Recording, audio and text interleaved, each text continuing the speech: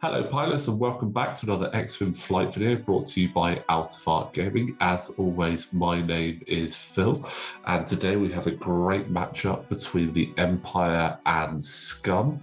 Joining me to ramble our way through this match and hopefully stay on topic as much as possible, we have... Hello everyone, it's Quinn. I'm back again. I just can't keep away, I guess. Hi Quinn, welcome back. It's been a long time since we've actually had you commentating on the channel. We've seen you fly a few times, but been a while since we've had you commentating, so welcome back. Good to see you. Good to be back. Awesome. Right, well, as I said, we have an Empire versus Scum matchup today. We have Conor flying his Empire and myself flying Scum. So let's run down those lists. Quinn, did you want to let us know what Conor has brought for this party? I will do. As anyone can see, there are 3 alpha classes there, so anyone that doesn't fly alpha classes is already betting against Conor because nobody that's not an Empire player doesn't likes alpha classes. So they've got the Rogue Squadron Pilot, which is the higher initiative of the 2 generics, so it's I3, flying with dual torpedoes. We've got advanced protons and ions, fire control system because they have a sensor slot, because of course they do. Advanced slam because that's kind of their thing, and the loadout he's gone for is OS1, which is the one that allows him to do munition shots whilst disarmed.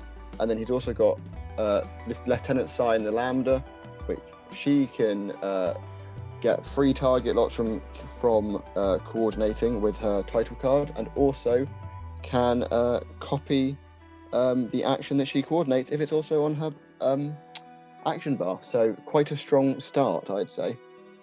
Yeah, definitely. Very much looking to assist her squadron and also benefit from that as well. So you can imagine they're probably going to fly in a fairly tight formation to make the most of that. So we're quite interested to see what shenanigans they bring out.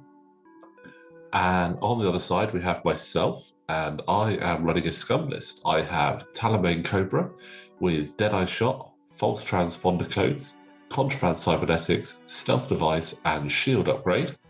I also have Victor Hell with the exact same loadout, because why make it difficult on my poor simple brain? And in the YV666, we have Bosk with Trick Shot, Zam Vessel, Greedo, and False Transponder Codes. You really got lucky with Greedo there, because you don't even need the bid, because your Bosk is the highest initiative on the board. Yeah. If Conor had thought to fly an I5 or even an I4 with a bid, that could have turned quite uncomfortably against you. Yeah, Greedo's a bit of a tricky one. I'd never really looked at using him before, but Ben, who's been on the channel a couple of times, I've seen him use Greedo to good effect. So I thought, you know what? He's only 1 point, and I had points spare. I thought I'd give it a go. For those of you that aren't familiar with Greedo, he has a single recurring charge. While you perform an attack, you may spend 1 charge to change 1 hit result to a crit result. While you defend, if your charge is active, the attacker may change 1 hit result to a crit result. So, typical Greedo, double-edged sword. If he shoots first, which as we know, he didn't, but if he does shoot first, it works out better for him. If he doesn't, well, it's not a great situation. But again, I thought for 1 point it was quite good. And even though Conor actually had the points bid, he did actually give me initiative. Not that it really mattered, because I have the higher pilot skills anyway. Yeah, there's no clashes, so it was just whoever got to put down the first obstacle, really. So, and as you can see, we've got quite a spread across the middle there with a lot of gas clouds. So I think... Yes, I see you've gone for the mat with that. I can't see gas clouds on when I'm playing, so interesting obstacle choice. Yeah, I mean, when I was picking the mats for setting the table up, I thought it just looked really pretty. It's a good mat, I agree. It's a cool looking mat. Admittedly, it does make it difficult to see anything that is red. So apologies for anybody who's watching this that is colorblind for red, there are gas clouds on there. You'll just have to take our word for it. When one of you flies into it, I'm sure we'll know about it. Oh yeah, definitely. And you can almost guarantee someone's going to fly into it because, well, we're all a bit rubbish here. So I just find, especially with gas clouds, you get very complacent because gas clouds aren't really going to hurt you. So you're just like, eh. Yeah, I mean, I completely agree. I think gas clouds are sort of your beginner level obstacle because you can fly over them. You're not going to take damage. Yes, you might get a strain, but that's possibly the worst part about them. And they give you the advantage if you're being shot at through them. So I think they're a lot more forgiving than any of the other obstacles that you have. They're definitely my favourite obstacle. I can't remember the last time I didn't have a list like with gas clouds, unless it was a particularly like obstacle-based list, like someone with trick shot or something. So they are very useful. I mean, I think they're also great, especially if you think you might be coming up against a separatist swarm, because separatists don't really like gas clouds. They love like the other obstacles for their grappling struts and landing struts. So it can be good to sort of deny them a place to just sit and spin. Oh, I thought it was all obstacles. Is it only the debris clouds and asteroids? That makes a lot more sense. Yeah, I mean, I will double check that because otherwise Fergus will no doubt send me a message and tell me how I've got it completely wrong, because he does like doing that. So let's have a quick look. But I mean, even if it's not, it should be, because how can you land or grapple on a gas cloud? Like it's a cloud. There's nothing to land or grapple upon. Yeah, so just checking it. If you overlap an asteroid or debris cloud and there are one or fewer other friendly ships at range 0 of the obstacle, you may flip this card. So I did get that right.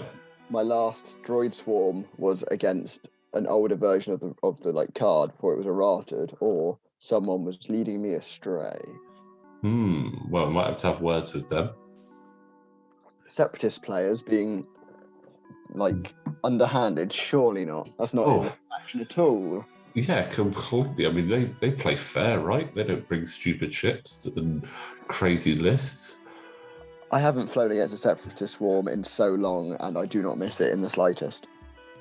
Yeah, they are tricky. I'll tell you what, those Trade Federation drones with energy shell charges are surprisingly good. So they're worth avoiding. Haven't you just recently come into said ownership of said droids? Maybe. So yes. I assume they'll be making their debut at some point for you? I think I still need to get a few more ships for Separatists because a lot of them are quite cheap.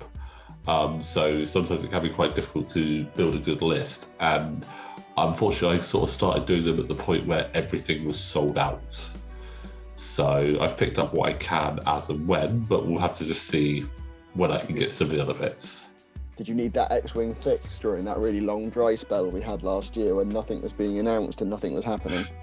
Oh, I bought so much. I was all over all the sale sites, just picking up all the bits that I didn't have, picking up extra bits of the ones that I did have but wanted more of. Hence the fact I now like another Kirax, like 2 more Star Vipers. Nice. 2 more K-Wings, a few other bits, 2 more Brobots, so now I have 3 if I so chose to try and fit 3 in. I'm not even sure if you can fit 3. I think you can fit 3 in, but one of them can't have the title card. Fair enough. That defeats the point. But obviously the points may change. Yeah, well, we'll see. But anyway, back to the game. You seem to be on the opposite. Still seem to be on opposite sides of the boards. Yeah, obviously you don't really want to go too fast into these guys because you never know what's going to happen. Which list do you favour in this? Going against this fact that you don't like Alpha Class, what list do you think has the advantage? So in terms of ships I like your list because I think the Kirax is really underrated.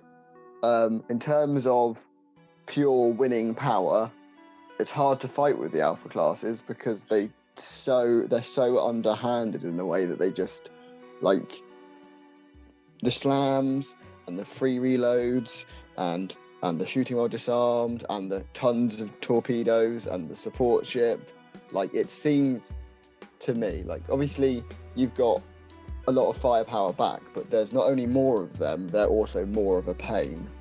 Yeah, I mean, the fact that they can obviously get that reposition with the slam, and if they've got the target lock, they just go, okay, I'll just shoot a torpedo then. It's very tricky, and it makes you have to think twice. And also they can, although they don't have like a quick turnaround, the fact that they can slam means that they can get in some interesting positions. You could think that they're going to be right in front of you, but next thing you know, they've done a too hard to the right and a too hard to the left, and suddenly they're alongside you. So they are tricky to come up against. Much harder for them to outmaneuver you, though, where you've got the bid. I mean, you haven't got that much manoeuvring you can do after your manoeuvre, with it lacking boosts and only having barrel rolls on the gear axes. But they're certainly still slippery, for want of a better word. Yeah, and they've got a fairly good amount of health as well. 4 hull and 3 shields. That's nothing to like turn your nose up to there, to be honest. I mean, it's the same amount of hit points as your gear axes. Yeah. And with more shields, so arguably better. True. I think and shields. The same amount of evade dice as well, except for your stealth device. Yeah. Which there is a tactic for stealth device, not only to try and keep them alive longer, but also Victor Hell, with his ability, stealth device is just hilarious. I agree. I mean, with Victor, his ability, after you defend, if you did not roll exactly 2 defense dice, the attack against 1 stress token. So it kind of makes sense to throw in a stealth device to guarantee. Yes. At least to start with. The only time I've flown him with that loadout was against a wedge list. So my stealth device actually made it so wedge didn't get stressed, and it was quite annoying. Fair enough. But yes. The gear hacks could be making a comeback, do we think, with the new illicit card, over boosted modulators? Because they've got one of the gear hacks is on that, the light configuration. Yeah, I mean, we might see a configuration for it. It seems to be sort of quite a common trope that they're doing now to provide a configuration to give you an alternative way of flying them. And I really like that. Will it be a standardized configuration, I wonder? Quite possibly. But again, anything that gives you more flavor for ships, I think is cool. Yes, but do we think, because it looks completely different, could it maybe be like the 3 Y-Wings we've got? It would be the same ship, but a different ship, if you get what I mean. So you obviously got the Republic Y-Wing, you've got the standard Y-Wing, and then soon to have the NR2 Y-Wing. Or do we think they'll just release what we've got? Because obviously it's the same ship, but it looks completely different. I kind of think that they just re-release what we currently have, rather than doing a whole separate version of it. Obviously, you look at the other factions, they're on 3 different factions, so that's why they have 3 different styles. Because it makes a lot of sense. Obviously, you've got like the original Y-Wing and the BTLB for Republic. Then you've got we've stripped everything off because we couldn't keep it working for the Rebellion. And then we had to outlaw things, so you can't have that on the Resistance version. I'm really looking forward to the Resistance version. I hope they reveal some more loadout for it. I may have to fly Resistance, because I like the idea of the loadouts, but seeing as we've only seen one so far and the data's drawing closer. Yeah, I'm curious about that. I mean, for me, I think the Fury of the First Order pack looks better, but the Republic getting you got me saying that the Resistance getting Y-Wings is going to be good for the faction. I mean, it is almost like what have the Rebels done? But again, that's the kind of flavour they have with the Resistance, unfortunately. Yes, complete lack thereof. Everything looks almost exactly the same, sadly. Yeah. But it looks like we might be getting some in-close engagements in a moment, and we'll see how these false transponder codes work against the Alpha class, because that's definitely a good tactic against them. However, I think having Sai in there is going to throw that off a little bit. Yes, but a free jam's a free jam. Like, even if you like, it's free. Free actions are never like bad. Yeah, you never turn your nose up to a free action. So there's the focus is there, and gaining the target lock from range 0 to 3 of the coordinated ship for Sai. So using that on Bosk. That's such a the Lambda, like, that's just such a cheeky loadout. Like, so I'm gonna coordinate you.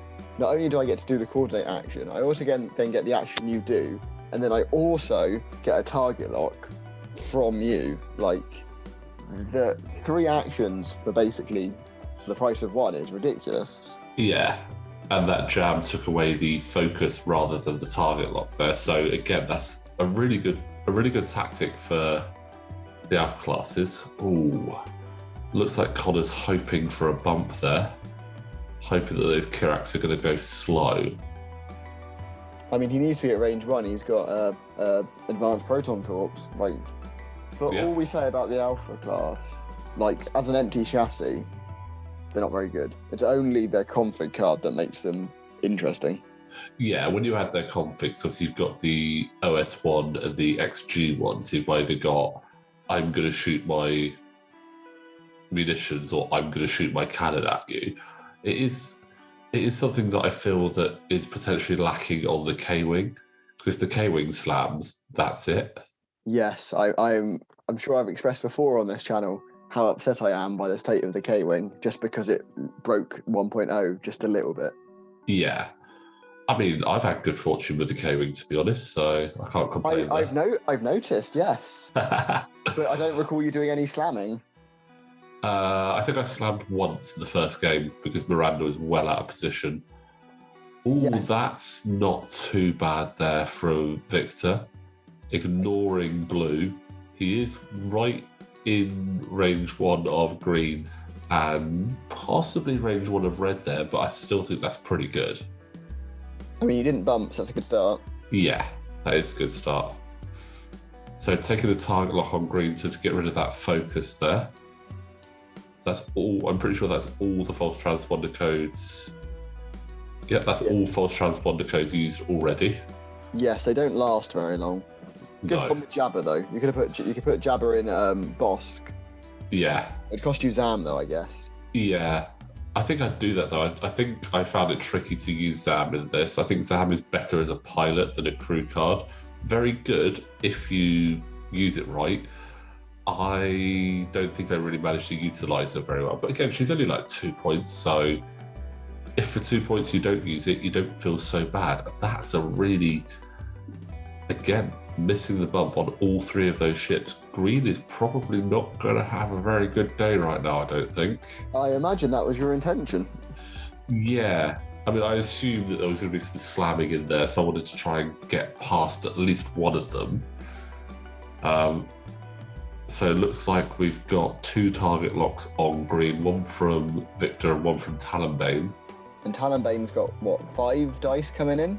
Yes, because Talonbane has the awesome ability that if he's at range 1 when attacking, he rolls an additional dice on top.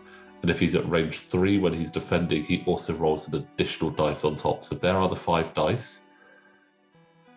Thanking the Force that I've got a target lock there. Ooh, that's kind of sickening. I mean, that's guaranteed shield because he's only got 2 dice. So guaranteed shields. So and probably a crit because I can't imagine he's not going to get 2 natty evade. At least 1 crit is going through right now. This is grrr. Okay. 2 crits are going through. Okay, bye green. That could kill him. He was already down to 5 health. He took 2 earlier because Bosk triggered his ability to turn a crit into 2 hits. Oh yeah, I love that about Bosk. That's a direct hit, so guaranteed anyway. It's like that Simpson meme. Stop! He's already dead. Yeah, I mean, that's what Talonbane does. Like you get him in close. Big downside, Victor now doesn't get a shot. Oh, I'm sure you're very upset. It's so upset. You killed a ship too well. I mean, Bosk still gets that nice broadside on one because 180-degree arcs are just amazing. I love that 180-degree arc on Bosk. I think it is brilliant, and it is great for that ship as well because it's not exactly the fastest ship in the world. No, nor can it turn around. No, and I don't really care what anyone says. I think the YV666 is a cool-looking ship. Oh, absolutely. I mean, I really like it in your paint scheme. Yeah. Oh, that is exactly what Bosk wants. So, triggering... More hits. Yeah. So, triggering Bosk to turn 1 crit to 2 hits. So that is all the shields down on red there. That is a great ability, especially when it comes to get through shields or interceptors, things you don't want to risk trying to deal a direct hit. You're just like, no, just have the 2 hits. Yeah, and especially when you couple into that Greedo, who can almost help you guarantee the crits there. Although I didn't need it at that point, I was quite fortunate. Yes, which also means if you get shot back, it's still active. Yeah, I think. I mean, would you go for Bosk when you've got Talonbane at range 1 of a ship? Bosk has got much less dice. Yeah, true. As you've just demonstrated with Talonbane. Yeah, so that was a range 3 with the stealth device and Talonbane's ability. Yeah, so Bosk would have been a much easier target. Yeah, but Sai couldn't target Bosk, he was out of range, but here's a range 1 shot from red. I don't like that so far, though. And target, that's a really good shot. So that's an advanced proton torpedoes, yeah. Oh, that is painful. That's 2 shields and the crit going through. You'll survive. Yeah, I'll survive. Stunned pilot. Oh, he's not disarmed, okay. I was going to say, the Alpha Cast can't spend its lock when it's doing a munitions attack, but it's only if it's disarmed, which it was not. Yes. Because it's not slammed yet, because no, flying them like normal ships, which blue is the one. Strengths. Blue is the one that's slammed. Stun pilot though, that's going to be a bit tricky for Talonbane because, that's a gas cloud. That's a gas cloud right there, and that's going to be quite tricky to. In fact, it's going to be almost impossible to avoid with everything else flying around it. I mean, you can take 1 damage. You've got 4 left. It's not. You don't want to do it, but it's not going to kill you. Yeah, I mean, needs must, isn't it? Yes, and do you repair it if you go over an obstacle? No, I don't believe you actually repair stun pilots. Most pilot cars you don't repair, do you? Yeah, so you can repair, wounded, blinded pilot you can repair. So is it literally, and panic pilot repairs itself after you get the 2 stress. So stun pilot is the only one you can't repair unless you've got some crazy shenanigans like an R5 astromech. R5? I believe so, yeah. R5 astromech, yeah. So you have to sort of work your way down the numbers. R3 allows the 2 locks. R4 is the good one for maneuverability. We've got the one that the greatest name ever coming with the Y-Wings, Watchful Astromech. Such a brilliant name. They couldn't have gone for R2A like they did for the R4P for Republic. They were just like, no, this astromech's keeping watch, so we're going to call it Watchful Astromech. Is it a limited astromech? No, it's unlimited. Oh, interesting. So yeah, I mean, I don't think it's that great a card. It is very much only really going to be useful for the Y-Wing. Yeah. Well, the NR2 Y-Wing. It won't be that great on the whatever the other Y-Wing's called. A4? The BTL A4. So, I mean, it's one of those things, though. There are some cards which are just straight out of the pack. You look at them and go, yeah, that's great. I'm going to use it on so many things. False transponder codes, contraband cybernetics, stealth device, dead-eye shot. But then there are some which you're like, I'm really not sure how useful that's going to be I'll have to wait and Freelance see. Slicer comes to mind, Yes. and Novice Technician. Two that have been around since the beginning of 2.0, and I have never seen and never desired to use, because I'm like, these cards are not worth their own cost. Yeah, it is tricky. And They're sort of having a bit of a bump going on because there's lots of ships in not very big an area. yeah, looks like Red's trying to get through. Ooh, And he not. could sneak that in. No, that's going to hit. That would hit straight into Bosk. Yes, sorry. But that means it can't bump into Bosk because it will bump into green. So that's just going to bump straight into red, into Talonbane. I'm sure you're distraught. You know, I think that's a pretty good place for him to be. I'm fully okay with that. I mean, I wonder, this was, in defense of Conor, this was his first time flying 3 alphas, at least in person. He might have, I can't remember if he TTS'd them or not, but... I don't remember. But I mean, I will say that I've not had much experience flying alphas, and I think that while they can be good, there is a level of, you have to be sure about what you're doing. I don't think you can really wing it with these guys. You've got to have a little bit of tactical acumen and a fair amount of practice to get it right. Because although they've got like cool abilities, like this slamming, getting the target lock and being able to shoot the munitions is great. But if you just think, oh, I can do that, and you aim to do that every time, it's not going to work. It's going to backfire for you. And that's where you've got to be careful.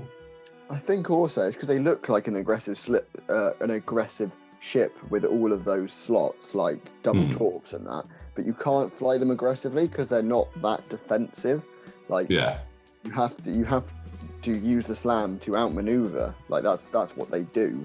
Yeah, and Blue has done that absolutely perfectly there. I mean, it put himself out of position earlier where I did 3 forwards with the Kirax, but now it's in a great position behind Bosk. Bosk is not going to be able to get away from that. So, and we have a Contraband Cybernetics trigger from Victor there, doing the 4K. I like that a lot. I mean, I did it, so of course I like it, but it's still really well done. I do like. I'm not sure there's any illicit cards I don't like. Like they all bring such a nice tactical advantage. I mean, maybe the cloaking device one's a bit interesting, but I still think it's the hardest to use, yes, but when used well, it's hilarious. Yeah, I mean, I do think that Contraband Cybernetics, Fast Transponder Codes are 2 of the ones that you're going to be there straight away thinking, yeah, I'm going to use those. Other ones, you've got Deadman Switch. Deadman Switch, if used right, is hilarious. Rigged Cargo Chute is always funny, especially with Jabba, so you can have 5 of them on the board, 6 of them on the board. That's fun. Yeah. So, I mean, they do all have their place, but I think that false transponders and contraband are probably your 2 most common ones you're going to see because they're also ridiculously cheap and not expensive. So, and we have... Oh, inertial dampeners is probably the worst one because it's quite the cost for standing still. Yeah, I mean, I've seen it used to good effect, but it's not great. And then finally, we've got feedback array, which I've seen used once and also is not worth, unless you've bumped loads of ships, because it's the one where you get an ion and a disarm to do one damage to all ships at range 0. Yeah. Unless you're going for a complete bump fest, that one doesn't tend to work so well. Or you've got it on multiple ships. So there is the damage for going over that obstacle with Stun Pilot from Talonbane. I mean, you had to do it. Yeah, I mean, it was fine. It's what it is. That's not a great shot though, just a single crit. And evaded. Evaded something about time. To be honest, Red had a focus, so it's guaranteed to evade that because even if it was blanks, it could have turned it. Yes. So, looks like we're going to take a range 1 shot from Bosk. Nice. Triggering Greedo. And he's got the reinforce on the back there. There we go. Nicely evaded there from Conor. So that does not trigger Bosk because it's uncancelled crits, Yes. and Vector rounding it all off. Can he actually do something? He uses contraband cybernetics to get that focus, so can he make use of it? Well, now that you've picked it up, I'm going to guess the answer is no. And the answer is Ooh. indeed no. Yeah, that's a big fat no there. So that wasn't a great round of shooting there for me. Oh, well, you might need it defensively. Oh, I don't think anyone's going to be shooting at Victor right now. I'm pretty sure that we're going to see a lot of shots into Bosk. Hey, which one is Victor? So you've got the one nearest and the one furthest. Victor is here. Oh, okay, yeah, no one. With the green. Yeah, fair enough.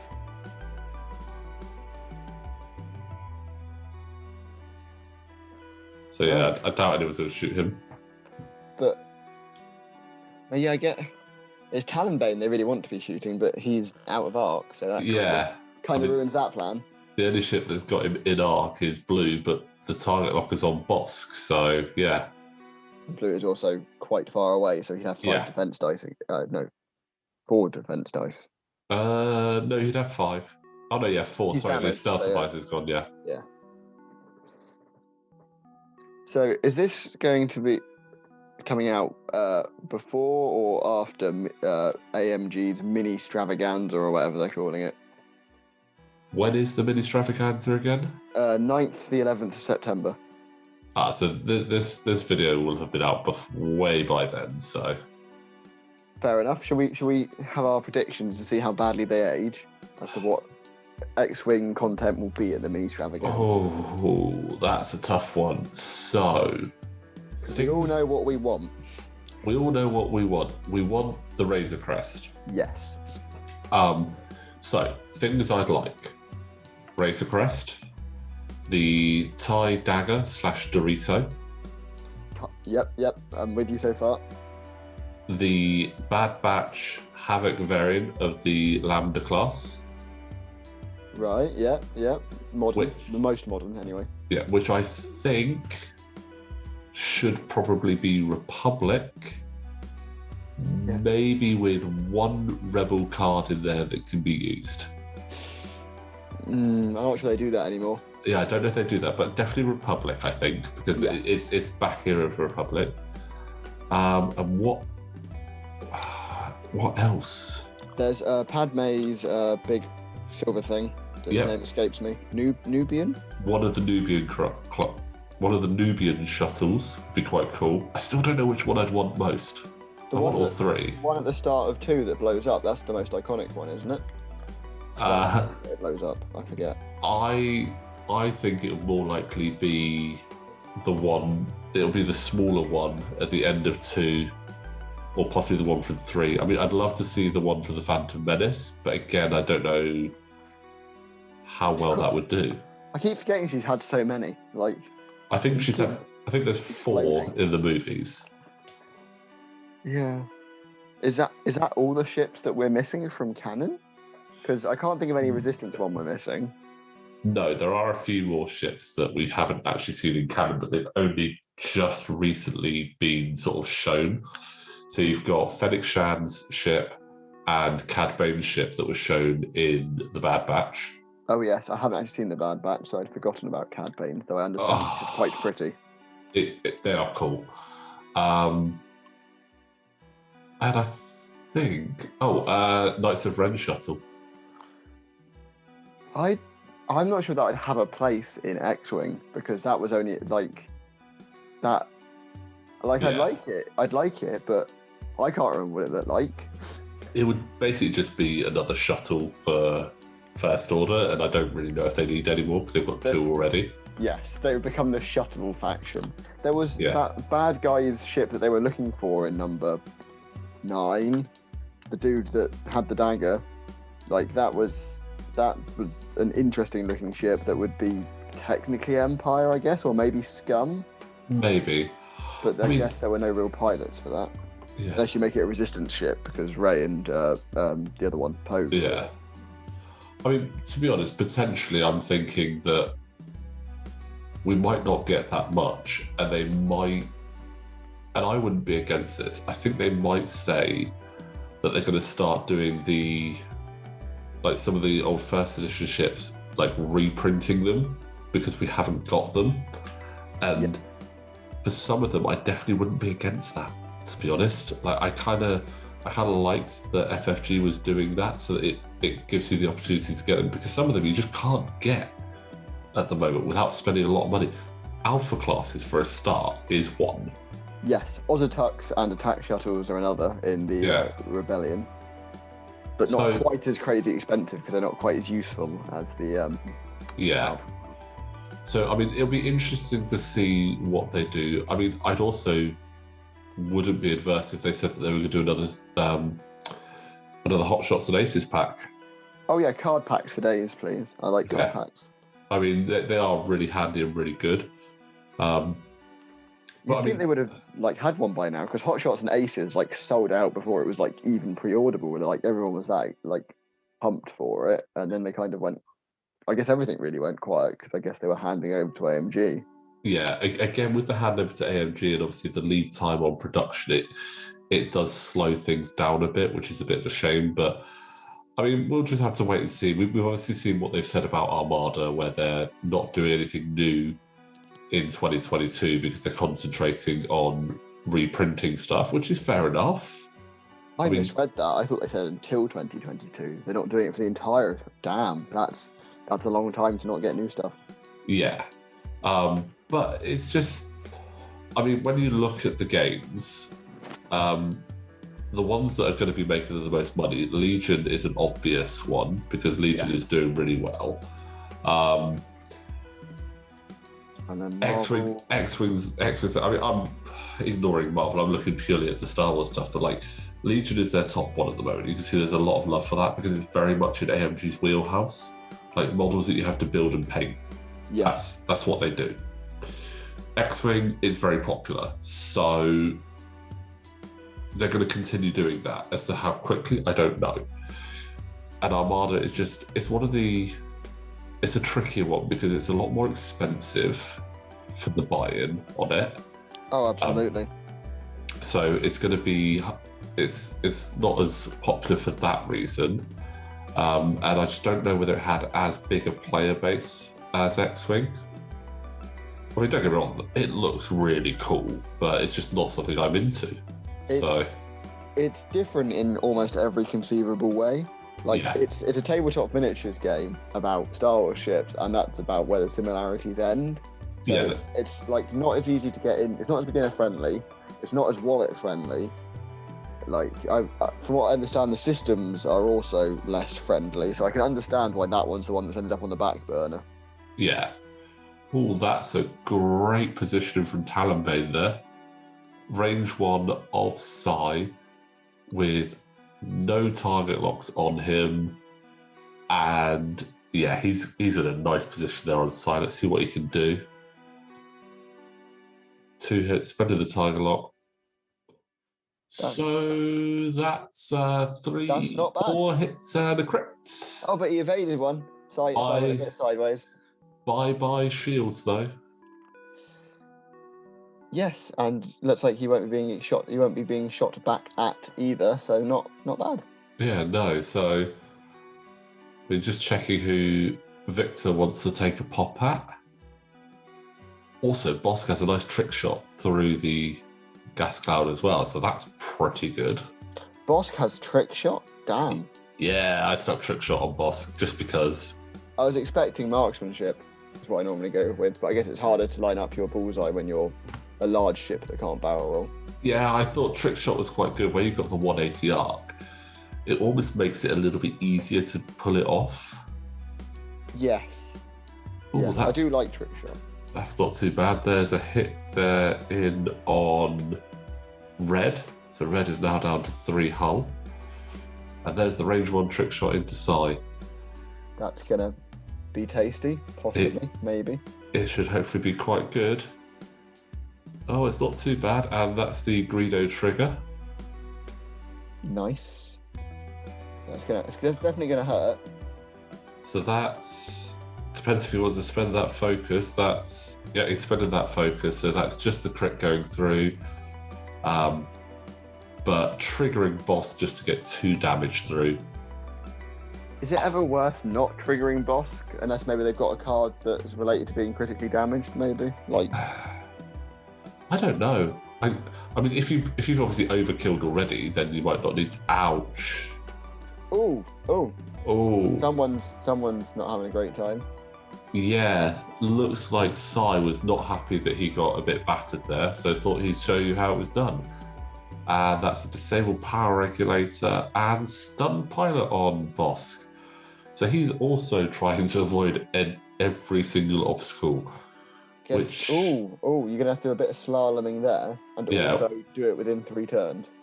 Yeah, because shot at. Bosk isn't likely to like that.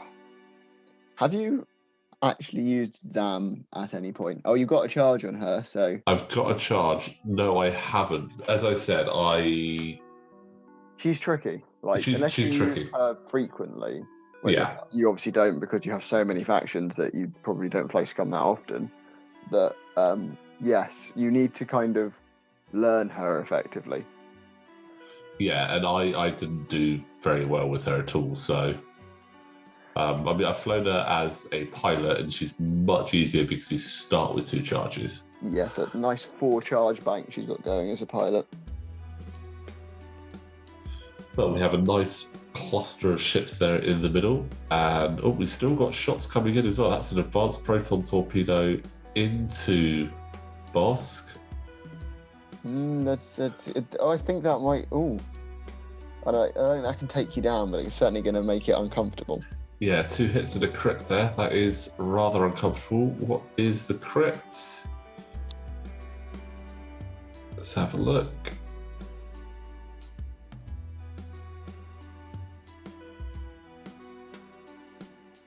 It is loose stabilizer. Oh, so you're dead. Yeah, Bosk is not in his happy place right now. Because you could get away with it, but all they need to do is take a pot shot at you, and you're gonna be quite dead. Yeah, because basically, well, it's going to be difficult to avoid that obstacle. So it's almost like I've just got to be like, you know what, go for it. I mean, we'll just have to see. I mean, you can repair loose stabilizer, if I remember rightly. Yes, but it's usually easier just to take the damage and let it auto repair. So if I were you, I'd go for a 2 bank to get away from the obstacles, deal with loose stabilizer, and then repair stunned pilot, and then just go back to being normal. But obviously that doesn't put you in an ideal situation. But then none of you are really in an ideal situation regarding each other.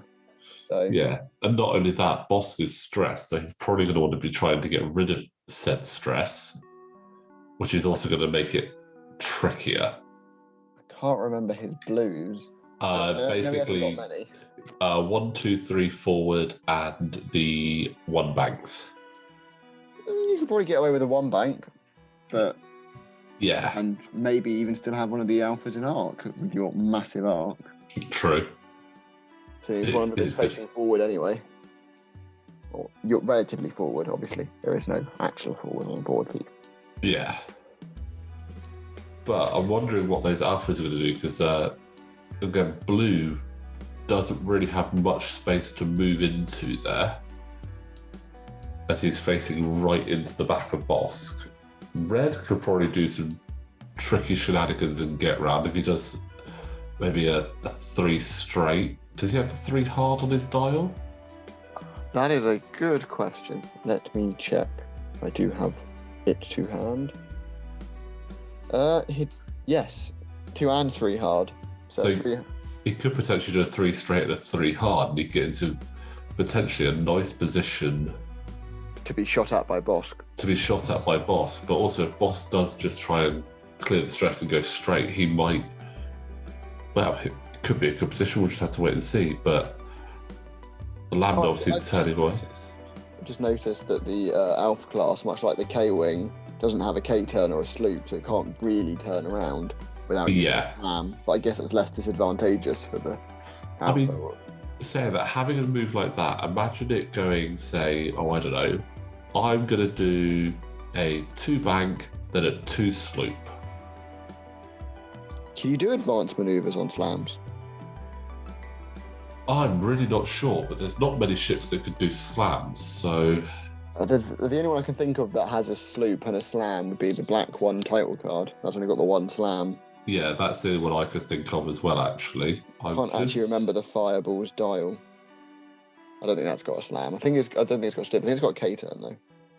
Let's see if I can find it. But yes, more ships need slams. The Razor Crest should have a slam. Yeah. I mean, I'm not gonna lie, I just want the Razor Crest. I just think it's really cool, and I think I might have mentioned this to you before. I want to buy 2 of them because I want to convert one to look like Serenity. Because you may have mentioned it once or twice. Well, I think it's got like a great sort of like starting chassis to be able to do that. Oh, so I thought you were going to like have a different model. You're actually going to mod the model. Oh yeah, I think I'd want to kit bash the model. So nice. That was interesting from Red. He just went, you know what? I'm going to turn in. Yes, I can understand the reasoning. Yeah, I like that. And that target lock is currently on Talonbane as well. So he's really trying to hammer down there on Talonbane. Sai is just trying to get out of there, but not really succeeding, having a Kirax. Mind you, the Kirax hasn't moved yet. Or has it? Wait, yes. It has. So Victor has moved and got into a really nice barrel roll position right behind Sai there, and it would appear that Bosk did a deliberate bump. How could... So because Victor was right in front of him when he... Oh yes, sorry. Yes, I do that thing I do when I'm flying, and I go, only my ships will move, and then I will be in the perfect shooting position, and then the other ship moves first, and I'm now in the perfect position to be shot at rather than to do the shooting. It is a somewhat notable flaw in my tactical thinking. Yeah, the plus side though with that bump from Bosk is that Blue is also bumped into it, so Blue is not going to have a shot. Talonbane has no shot because he's a million miles away from anything, but we do have a really nice range 1 shot from Victor into Sai. Possibly could take him out, so we'll have to see what happens here. Yes, Victor's been doing surprisingly well, like completely unscathed. Yeah, bye-bye Sai, and that's triggering Deadeye shot, so reducing that crit to a hit. Why not when you've got 3 crits there? This means Conor does have to pick one of his damage cards, and he pulled out the direct hit. So that is a dead Sai. A very dead ship. Nice. So taking 2 hits of the crit, and just for good measure, he got a weapons failure in there. I mean, your weapons are going to fail, they're no longer attached, right? Like, if your ship is in pieces floating through space. Absolutely true. I love Deadeye Shot. I think it's a brilliant upgrade card. A brilliant for a singular point, it's certainly not bad. Oh, go on then, boss. Range 1, 3 hits and a crit into the Rose Squadron, Red. I don't think Red's going to be feeling too well after that. In fact, that's probably death. Yeah, probably death. In fact, it's definitely death, because you've only got 2 evade dice, and you'll turn your crit into 2 hits. Yeah. So it's definitely death. And it's even more so in that case. Oh, didn't even need to turn it. But you know what? I think we said that I did just because it was funny. Yes. Nothing quite literal overkill. Yep. I mean, that is brutal. Absolutely brutal there. I mean, are your ships technically the good guys because the Empire are always the bad guys? Well, I mean, when I sent you the list, I did send my list to you as the good guy list. Oh, I just thought that was playing on my Scum sensibilities because Scum is like my favourite faction. Well, a little bit. I know that you're a big fan of Scum, so kind of works both ways. Yes. But it's. I mean, I would say that in this one, the Scum are the chaotic good. Yes. So does that make But the Empire, in that case, lawful evil or lawful neutral, because they are just enforcing the law. Like, they're not... The Empire, like, lots of things try to make the Empire, like, look not like the actual people.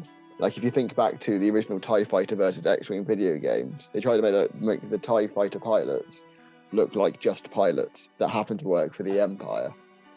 So, are these poor Imperial souls just trying to get rid of these, like, criminals, and instead they're being absolutely slaughtered? I mean, I'm going to go with lawful evil because it just feels better in my head. Yes, I think I'm probably overthinking it. Star Wars is not quite that morally deep. No, I mean, the good guys, inverted commas, Jedis, have swords that can cut you up really easily. And everyone's favourite part about them, they literally kidnap children and babies. Yeah, true. They do.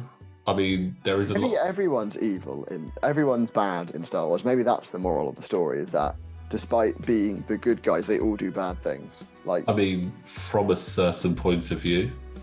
Got to work it in somewhere. I mean, there is a definite moral ambiguity to it. I think the Resistance are probably possibly the purists. I mean, the Rebellion, you could say so, but they did a lot of shady things. I mean, blowing the Death Star up, there's a lot of people on that. I mean, at least with Starkiller Base, you could potentially argue that there were a lot of escape pods or like shuttles lifting off from that. They had more time, yeah. Yeah, I mean, like General Hux was right in the middle of it and he got away, so... and thinking back to the Rebellion, do you remember the introduction to Cassian in Rogue One? Yeah, I mean... But he just straight up murders the informant. Yeah, he's a little bit dark in that. And I'm really interested for that TV show as well, actually, to see what happens with that. Yeah, they were filming that near here, weren't they? Near where we are, down on the beach. Yes, they were. So it'd also be interesting to see if we can actually spot where in the show that it was they filmed that. It's going to be Tatooine, isn't it? It's always Tatooine.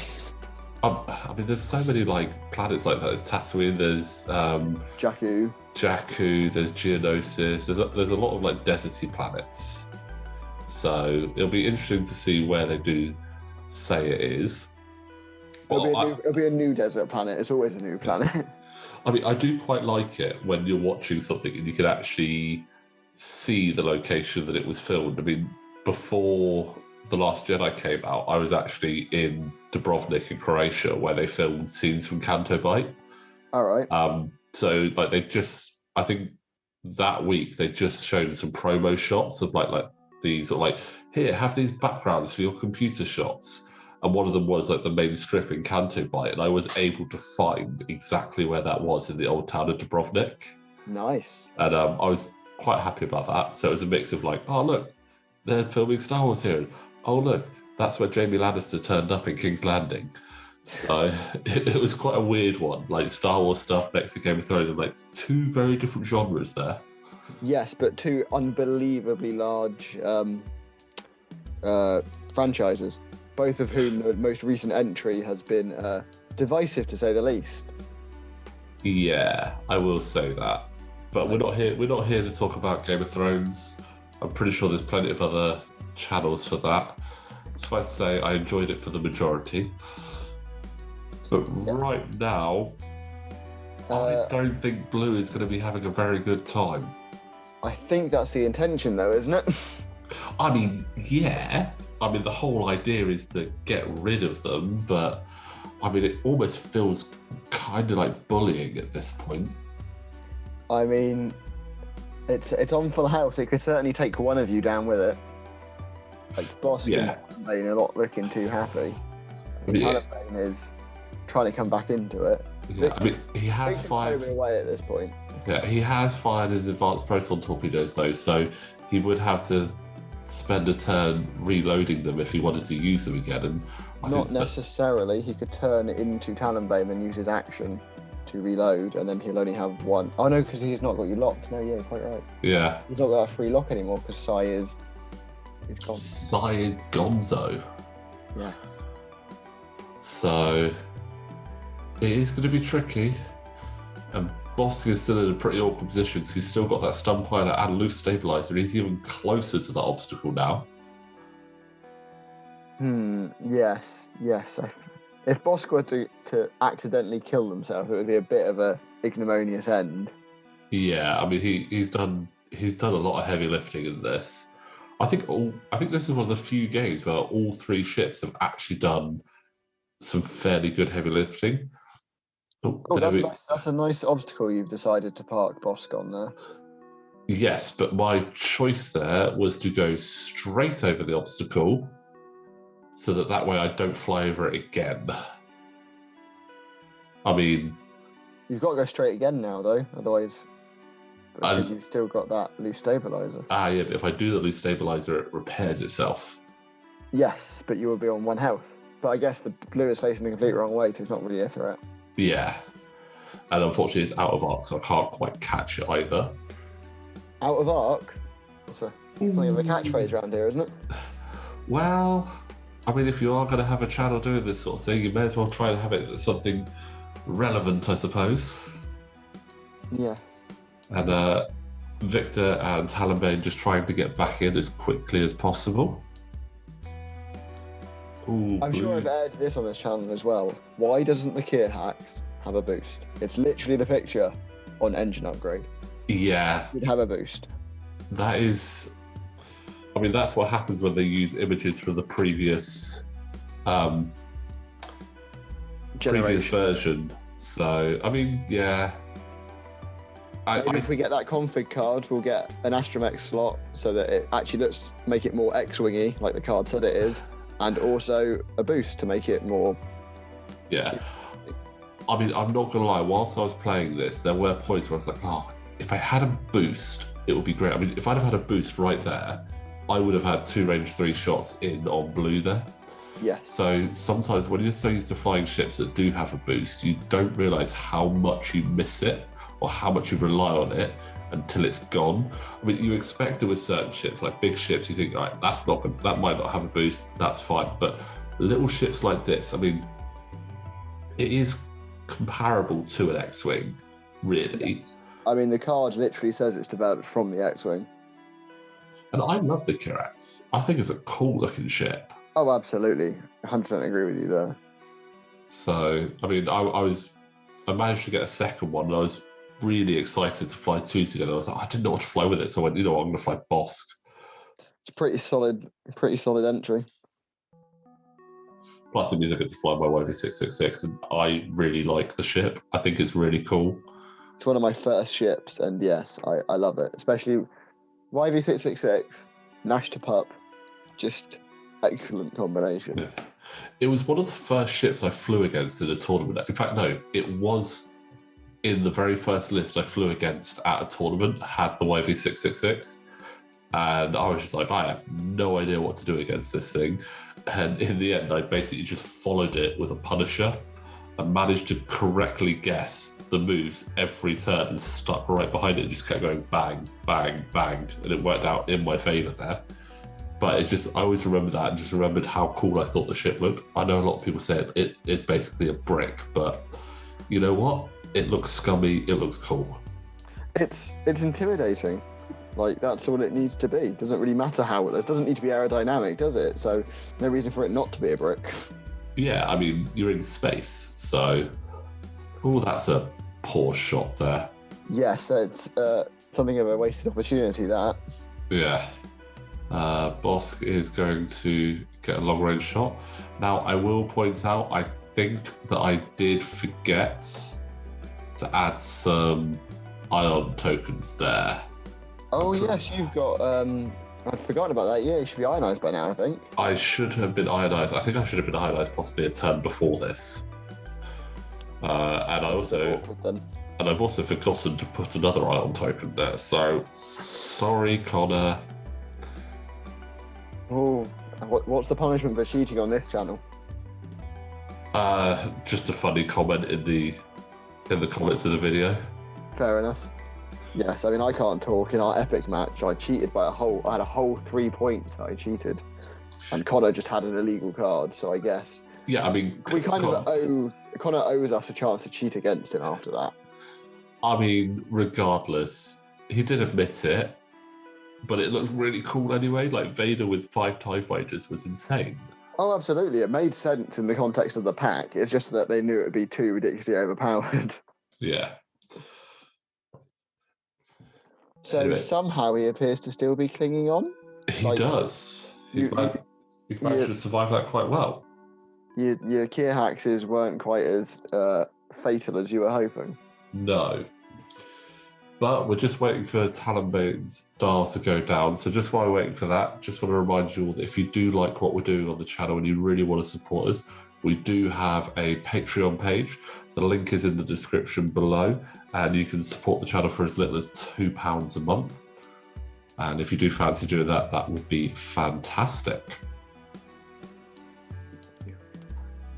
Part of Patreon squadron, like paint some X, like for like a promotional team for the channel to have 5 X-wings painted with little Patreon symbols. Yeah. But that sounds like hard work, and I'm not very good at painting, so maybe not. Yeah, I mean the Patreon symbol would be quite tricky to paint on there. I don't actually know what the Patreon symbol is. I kind of ignore it. Like I'm so used to seeing it, like because it's everywhere now, isn't it? It's it's very good for creators. Like, yeah, whoever thought of it as a genius. It is good for content creators, and that's why I'm a big fan of it. And it just allows us to do things and like upgrade our equipment, buy more ships, and we're also able to get some more content out there as well. Like we do regularly put up pictures of upcoming lists that we're going to be using and like little teasers for stuff. So it's worth it for those creators. Yes, I 100% agree. Let's see. Very slowly closing in on that alpha, who doesn't appear too keen on slamming away for some reason. Yeah, I believe it's because he had a stress. Oh, okay. So he forgot that he was stressed when he went to do it, but it does mean he's got a really nice block on Victor. I'm sure that was intentional then. Like, oh yeah, absolutely. Conor intentionally did that. Unfortunately, Talonbane is not in a great position to capitalise on that because he's got that obstacle there, and he does not want to fly over that and cause himself damage.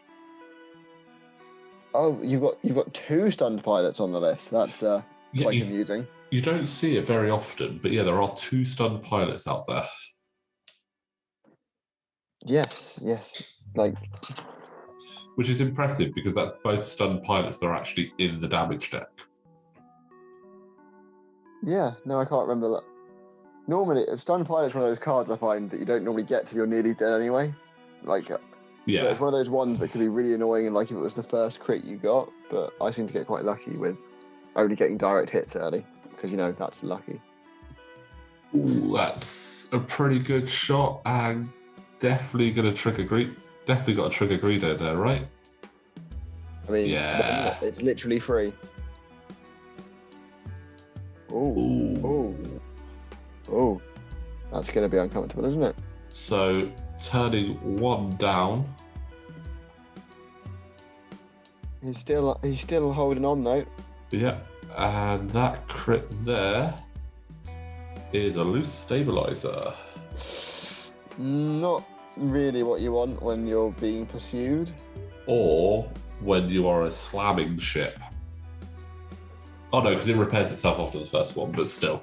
Yes, I mean, but that would be quite the risk to take being on 2 hulls. Mind you, I guess he's probably dead next shot anyway, so it's just a case of hoping you can get out of the way and take one with you, I guess. Yeah, unless he does something really good there. And he's still stressed as well, so he couldn't slam anyway.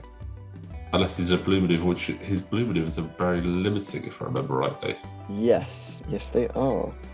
And I did have it to hand, and I put it down somewhere. I'll get back to you on that one. That's fine. What are we looking for? The alpha. Speaking of the alphas, I just think they're a great looking ship. I really like the tri-fin design, like the way they just like a slightly more aggressive baby lambda. It just looks cool. Well, if you think about it, it's a Quinn fin design because there are 5 fins on there.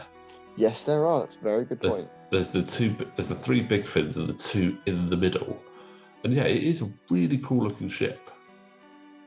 Yeah, his blue maneuvers are 1 and 2 straight and the 2 banks. So he's not getting out of that anytime soon. Suppose he could do to get out of your way, he could do a 2 bank to the right, clear the stress, take the damage, do it too hard as a slam. Yeah. But I don't think that would really help him because Bosk is at the back, so that would just like it'd get him out of the way of the Kier axes, but Bosk is quite intimidating. He's very intimidating. And again, I will point out, apologies, I forgot to say power regulator again. I'm a terrible person. I mean, I'm pretty sure you've got this one in the bag by this point, so it's just a case of you need to start using crit hit markers, what you need. Well, I mean, I've got the Ion token marker on this. You'd have thought I'd have remembered it, but... Not in the heat of battle. Nope. You're singularly minded on destroying that last alpha. Yeah. I mean, he's offended me personally. He's lived. The chances of you not taking him out this turn are incredibly slim, so well done to Conor if he's going to survive, but yeah, judging from that, it seems quite unlikely. Because that's quite close. Yeah, I'm not sure if Victor has actually got him an arc there, but Bosk definitely does, and we'll see what Talonbane does. He could probably get him an arc. Yes. One hard and a barrel roll or something. Yes. I mean, I guess we'll find out. Too hard? Too hard. And assumably that barrel roll that you've precluded to is about to happen. I'm trying to remember if I barrel rolled just to try and get Deadeye, or if I just went target lock. Nope, there we go, target lock. I mean, you gained very little from barrel rolling, so... Yeah. And I mean, I've got the target lock. I've got all the target locks on him now, so... Yes, you'd need some... He'd need some amazing dice, and you need some awful dice for that to not just explode. And it was range 1 anyway. Yes, that's it. That's got to be game, right? Like... So Spenders... Yeah, that's game. That is game. Spending the target lock, getting all 5 in there. Well, at least Conor got a funny score, right? Indeed. I mean, again, I mentioned it earlier, I think the Alpha class are tricky to fly unless you've had a fair amount of practice with them.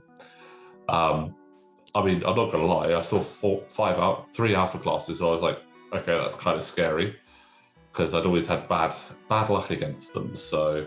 I mean, he must have got into his groove after this game, because I played the next game against them, not on camera, and I got absolutely mullered, so he obviously learnt from his mistakes very quickly, so... Well, at least it didn't go too badly for him then, so we'll let him have that. But yeah, great game there from Conor. I thoroughly enjoyed it. I mean, I know that I did quite well, but I still enjoyed it. It's always fun playing against him, so thank you for Conor for doing that. It's a good game to watch. Like, it's nice to... As much as I hate flying against them, it is nice to see the alphas. It's nice to have the variety of ship. Yeah, I mean, it was quite nice to fly the Kirax as well. It's a cool ship, but I think it needs a bit more love. I mean, it is literally the Scum X-Wing. Like, it does almost all of the same things the X-Wing does. Yeah. So it's a nice ship. Like, it's not a bad ship. It's just where it's not really in the media, it's not used very much. True. And I think that's where sometimes it does come down a bit, but you never know. We've got more TV shows coming up, so hopefully we'll see some more cool ships or ships that we already have used a bit more. Probably more than the Quad Jumper, which was just blown up as a prop in Force Awakens. But it is an excellent ship. I love the Quad Jumper so much. Yeah. Right. Anyway, I think what we'll do is we'll call it there. So, great game. Quinn, thank you very much for joining us for that. Thank you for having me. No worries, and hopefully we'll get you back on soon.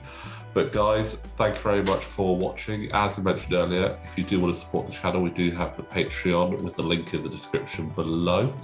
And like the video, subscribe to the channel, and we will see you next time.